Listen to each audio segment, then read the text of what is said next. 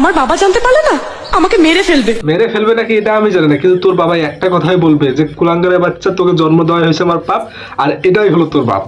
এখন থেকে শুধু আমার আর আমার ভালোবাসার কথা ভাববে। সেগুড়া বালি, তোমার কথা ভাবার আগে সবার কথা ভেবে ফেলেছে আর সবাইকে দেখিয়েও ফেলেছে। এসব ভেবে আর চিন্তা করো না। কি হলো? কি ভাবছো? আপনার কথাই ভাবছি।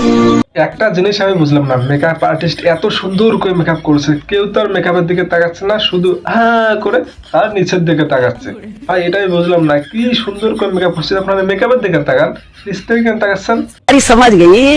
আর নববধূ না দেখাবে কেন? সে তো এটাই দেখাচ্ছে চাচ্ছে, তার উদ্দেশ্যটা ছিল এই দেখানো।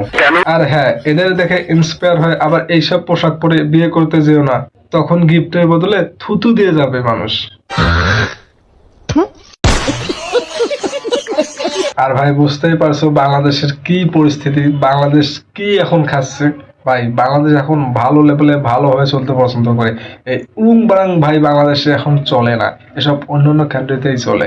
তাই ভাই বাংলাদেশে বসবাস করতে হলে, বাংলাদেশের সাথে চলতে হলে, বাংলাদেশের তালে মিলে চলতে হলে, তাহলে আপনাদেরকে সভ্য সভ্য পোশাক পরতে হবে, সভ্যভাবে চলাফেরা করতে হবে, তাহলে আপনি এসব পোশাক পরতে পারবেন আর বাংলাদেশের সাথে তাল মিলে চলতে পারবেন। আর ভিডিওটা ভালো লাগে লাইক কমেন্ট শেয়ার করবেন। ধন্যবাদ।